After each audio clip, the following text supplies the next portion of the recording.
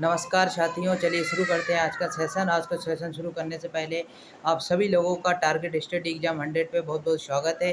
और आज जो डिस्कस करेंगे, जो कि सभी एग्ज़ाम के लिए बहुत ही महत्वपूर्ण टॉपिक है, कॉन्स्टिट्यूशनल अमेंडमेंट, संविधान संशोधन।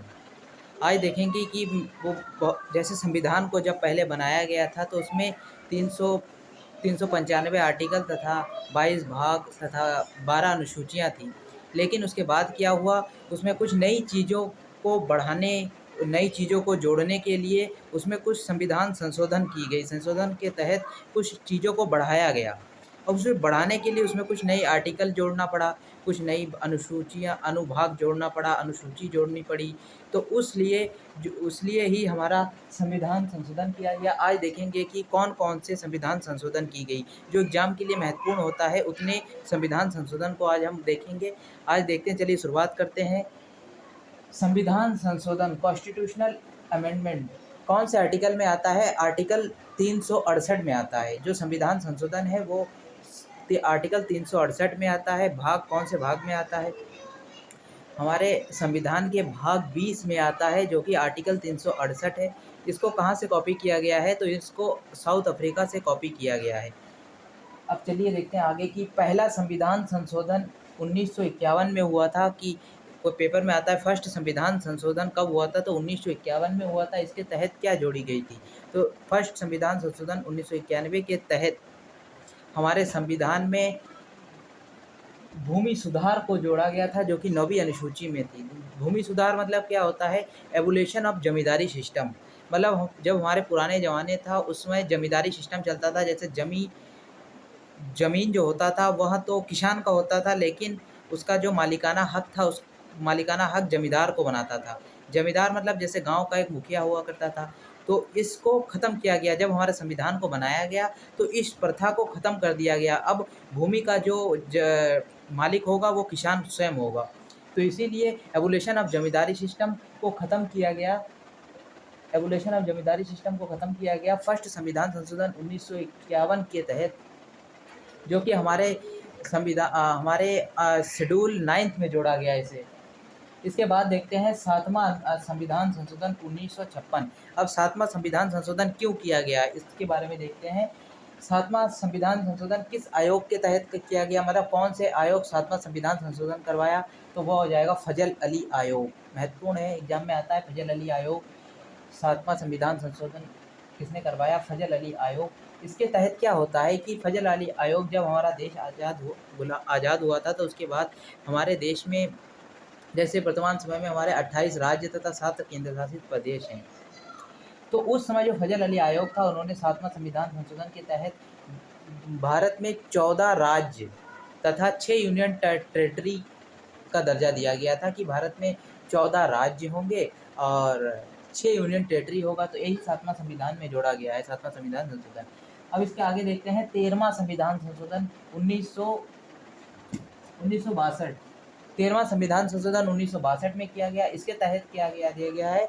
13वां संविधान संशोधन के तहत नागालैंड को राज्य का दर्जा दिया गया। क्वेश्चन में आता है कि नागालैंड को राज्य का दर्जा कौन सा संविधान संशोधन के तहत दिया गया? तो वो हो जाएगा 13वां संविधान संशोधन 1962। अब अगला क्वेश्चन देखते हैं 21वां संविधान संशोधन। 21वां संविधान संशोधन 1967, 67। अब क्वेश्चन आता है कि 21वां संविधान संशोधन 1967 के तहत क्या किया गया? 1967 में हुआ था 21वां संविधान संशोधन। इसके तहत क्या हुआ? मूल संविधान में 14, पहले हमारे संविधान में 14 भाषाएं थी। मतलब हमारे मूल जो संविधान थी उसमें 14 भाषाएं थी। लेकिन 21वां संविधान संशोधन के तहत उसमें 8 भाषाएं जोड़ी गई। जो 21वां संविधान संशोधन के तहत 8वीं शेड्यूल में से 8 भाषाएं जोड़ी गई, और उसका मेन था सिंधी भाषाओं को। क्वेश्चन आता है कि 21वां संविधान संशोधन द्वारा किस भाषा को जोड़ा गया? तो वह था सिंधी भाषा। सिंधी भाषा को जोड़ा गया था, और अन्य 8 और 7 और अन्य भाषाएं को भी जोड़ा गया था। टोटल 14 से 22 भाषाएं हो गई हैं। वर्तमान समय में हमारे संविधान में 22 भाषाएं हैं। पहले 14 हुआ करता था, लेकिन 21वां संविधान संशोधन के तहत सिंधी भाषा को जोड़ा गया। अब वर्तमान समय में 22 भाषा है। अब उसके बाद एग्ज़ाम आता है कि 24वां संविधान संशोधन 1971 के तहत क्या हुआ था। 24वां संविधान संशोधन 1971 के तहत संसद को यह अधिकार दिया जाता है कि वहाँ जो हमारे फंडामेंटल राइट्स है, मौलिक अधिकार है, उसके प्रावधान पर कानून बना सकते हैं। मतलब किसी भी प्रावधान, फंडामेंटल राइट जो हैं उसके ऊपर कानून वह बना सकते हैं, उसमें संशोधन कर सकते हैं। फंडामेंटल राइट्स पर संशोधन करने का अधिकार संसद को देता है। यही आर्टिकल 24वां संविधान संशोधन 1971 के तहत जोड़ा गया है। 24वां संविधान संशोधन, और एक बार बता दें कि 24वां संविधान संशोधन इसलिए किया गया था 1971 में कि वह संसद को यह अधिकार देता है कि वह मौलिक अधिकार पर कानून बना सकता है, वह चाहे तो उसे संशोधन कर सकता है अगर कोई पार्ट उसे गलत लगे। अब उसके बाद देखते हैं 35वां संविधान संशोधन। 35वां संविधान संशोधन कब किया गया था? तो 35वां संविधान संशोधन 1974 में किया गया था। अब जो 35वां संविधान संशोधन था, तो 35वां संविधान संशोधन 1935 में क्यों किया गया था? वह था सिक्किम को एसोसिएट राज्य का दर्जा दिया गया था। एसोसिएट राज्य मतलब क्या होता है? एसोसिएट राज्य मतलब होता है सह राज्य, मतलब को स्टेट, मतलब सह राज्य का दर्जा दिया गया था, मतलब हाफ राज्य का दर्जा दिया गया था। ऐसे समझ लीजिए कि हाफ राज्य का दर्जा दिया गया था। 34वां संविधान संशोधन के तहत 35वां संविधान संशोधन के तहत असम को एसोसिएट राज्य का दर्जा दिया गया था। लेकिन जब 36वां संविधान संशोधन किया गया 1975 में जब 75वां संविधान 1936 में 36वां संविधान संशोधन 1975 में जब किया गया, तो 36वां संविधान संशोधन 1975 में जब किया गया तो उस समय असम को पूर्ण राज्य का दर्जा दे दिया गया। मतलब पहले एसोसिएट राज्य का दर्जा दिया था जो 35वां संविधान संशोधन के तहत, लेकिन 36वां संविधान संशोधन के तहत 1975 में असम को पूर्ण राज्य का दर्जा दे दिया गया कि अब असम पूरे तरीके से भारत का एक हिस्सा होगा, पहले हिस्सा नहीं था। अब उसके बाद देखते हैं 42वां संविधान संशोधन। 42वां संविधान संशोधन 1976 में किया गया था। 42वां संविधान संशोधन 1976 में किया गया था। 42वां संविधान संशोधन को मिनी कॉन्स्टिट्यूशन भी कहा जाता है। अब मिनी कॉन्स्टिट्यूशन क्यों कहा जाता है, इसके बारे में जानते हैं कि 42वां संविधान संशोधन 1976 में जब किया गया था, तो 42वां संविधान संशोधन को मिनी कॉन्स्टिट्यूशन, लघु संविधान क्यों कहा जाता है? क्योंकि इसके तहत क्या कहते हैं 59 विषयों पर मतलब संविधान के संशोधन किया गया था। जो 42वां संविधान संशोधन था, ये सबसे बड़ा संशोधन था हमारे, मतलब क्या कहते हैं हमारे संविधान में सबसे बड़ा संशोधन कौन सा था? अगर पेपर में आए कि कौन सा सबसे बड़ा संविधान संशोधन था, वो हो जाएगा आपका 42वां संविधान संशोधन। उसे मिनी कॉन्स्टिट्यूशन भी कहा जाता है क्योंकि इसमें 29 विषयों पर संशोधन किया गया था। अब देखते हैं 42वां संविधान संशोधन 1976 में किया गया था। इसके तहत हमारे जो प्रस्तावना है प्रेम्बल में तीन शब्दों को जोड़ा गया था। SIS शॉर्ट ट्रिक है, SIS सिस मतलब क्या होता है? Socialist, integrity, secular. इन तीन शब्दों को जोड़ा गया था 42वां संविधान संशोधन के तहत। एक बार ही प्रेम्बल में, ये भी याद रखिए कि जो प्रेम्बल है प्रस्तावना में एक ही बार संशोधन हुआ है। वो कौन सा हुआ है? 42वां संविधान संशोधन 1976 में। उसके तहत 42वां संविधान संशोधन के तहत प्रेम्बल में तीन शब्द जोड़ा गया था, SIS socialist, integrity, secular. Hindi में उसका नाम है पंथ निरपेक्ष, समाजवाद तथा अखंडता।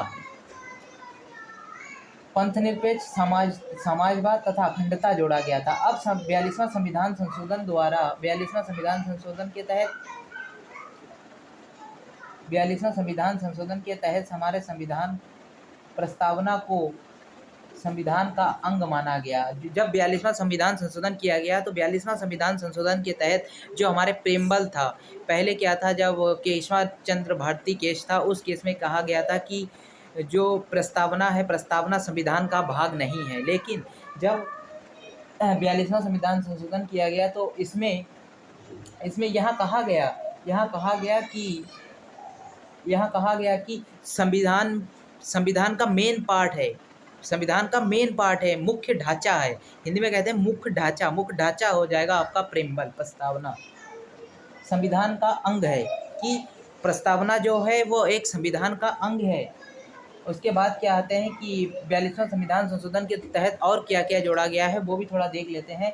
तो अन्य महत्वपूर्ण हो जाता है 42वां संविधान संशोधन के तहत आपका पार्ट 4 ए जोड़ा गया था, आर्टिकल 51 ए जोड़ा गया था, आर्टिकल 51 ए जोड़ा गया था 42वां संविधान संशोधन के तहत। अब जानते हैं कि आर्टिकल 51 ए क्या है। आर्टिकल 51 ए है मौलिक कर्तव्य, फंडामेंटल ड्यूटीज़ को भी 42वां संविधान संशोधन के तहत ही जोड़ा गया था हमारे संविधान में। अब आता है इधर 44वां संविधान संशोधन। ये भी बड़ा मेन हो जाता है एग्जाम के तहत कि 44वां संविधान संशोधन की 44th कॉन्स्टिट्यूशनल अमेंडमेंट एक्ट 1978 क्या है। तो जो 44वां संविधान संशोधन है, 44वां संविधान संशोधन के तहत हमारे जो मौलिक अधिकार था, मौलिक मतलब फंडामेंटल राइट्स में एक आर्टिकल आता है आर्टिकल 31। आर्टिकल 31 में क्या था, पहले संविधान राइट टू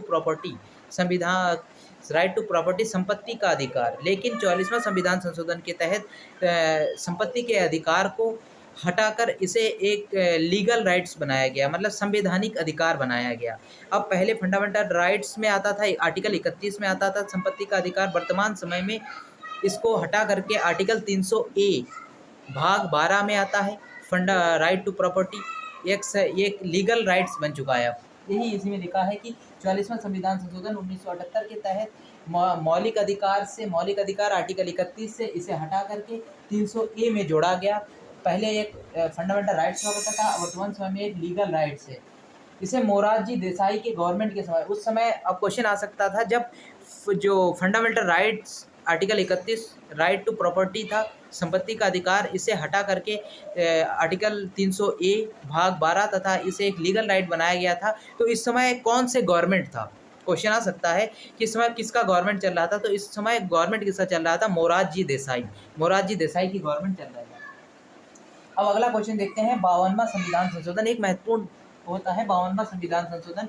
52वां संविधान संशोधन 1985। 52वां संविधान संशोधन 1985 में क्या किया गया कि हमारे संविधान में अनुसूची 10 को जोड़ा गया, मतलब शेड्यूल 10 को जोड़ा गया। अब शेड्यूल 10 क्या है, शेड्यूल 10 है anti defection law. Anti defection law मतलब समझ लीजिए दल बदलू कानून, ऐसे समझ लीजिए जैसे ये बीजेपी है और इधर है कांग्रेस। अब दोनों में इलेक्शन होने जा रहा है या इलेक्शन हो चुका है, इसके बाद कोई पार्टी अपने रिजेक्शन देकर कांग्रेस में जाता है या कांग्रेस से बीजेपी में आता है, तो उसके ऊपर दल बदलू कानून लगता है। दल बदलू कानून कानून के तहत वह सदस्य 5 साल के लिए अपने पार्टी में नहीं रह सकता। सबसे पहले क्वेश्चन आ सकता है कि सबसे पहले दल बदलू कानून कहाँ लगा था। तो सबसे पहले दल बदलू कानून हरियाणा में लगा था, हरियाणा में, याद रखिएगा। अब 52वां संविधान संशोधन 1985 में यही लिखा है कि 10th शेड्यूल में जोड़ा गया एंटी डिफेक्शन लॉ दल बदलू कानून। अब देखते हैं 56वां संविधान संशोधन 1987। अब 56वां संविधान संशोधन 1987 में क्यों किया गया। अब 57वां संविधान संशोधन के बारे में जानते हैं। गोवा को राज्य श्रेणी, पहले गोवा को मतलब गोवा सबसे पहले किसका, मतलब उसे पुर्तगालियों का अधिकार था, लेकिन जब पुर्तगाली से छीना गया था तो उसके बाद गोवा को मतलब एक यूनियन टेरिटरी के रूप में रखा गया था, यूनियन टेरिटरी था। उसके बाद गोवा को पूर्ण राज्य का दर्जा देना था। तो यही है 56वां संविधान संशोधन 1987 में गोवा को पूर्ण राज्य का दर्जा दिया गया। मतलब अब गोवा भी यूनियन टेरिटरी से वहाँ राज्य श्रेणी में उसे लाया गया। राज्य श्रेणी में मतलब कि उसे राज्य का दर्जा दिया गया। तो वही है 56वां संविधान संशोधन 1987 के तहत। अब इसके बाद आ जाता है कि 61वां संविधान संशोधन 1989, मतलब एक 61 कॉन्स्टिट्यूशनल अमेंडमेंट एक्ट 1989। यह क्यों किया गया, इसके तहत आर्टिकल 326 जोड़ा गया। आर्टिकल 326 में क्या है, आर्टिकल 326 में है कि वोटिंग एज जो है लोकसभा या राज्यसभा में जो वोट देंगे, पर लोकसभा या राज्यसभा में जो वोटिंग होती है, वोटिंग के समय में जो समझ लीजिए हम लोगों के जो मतों का अधिकार है, उसमें जो हम लोगों का एज 21 साल से घटा करके 18 साल किया गया है। तो मतलब एज को कम किया गया है। पहले 21 साल वोटिंग एज 21 साल हुआ करता था, लेकिन इसको 61वां संविधान संशोधन 1989 के तहत इसे वोटिंग एज को घटा करके 21 से 18 किया गया है। हमारे संविधान में कौन से आर्टिकल में पूछ सकता है वोटिंग एज को, जो वोटिंग एज को 21 से 18 किया गया है, वह कौन से आर्टिकल में आता है? तो वह आर्टिकल 326 में आता है। आर्टिकल 326 में क्या आता है कि वोटिंग एज 21 से 18, यही आर्टिकल 326 में आता है। अब कह सकता है कि वोटिंग एज को जो 21 से 18 किया गया है, वह कौन से संविधान संशोधन के तहत किया गया था? तो वो 21वां संविधान संशोधन 1889, 89। अब इसके बाद क्वेश्चन आता है कि 71वां संविधान संशोधन के तहत क्या किया गया? तो 71वां संविधान संशोधन के तहत हमारे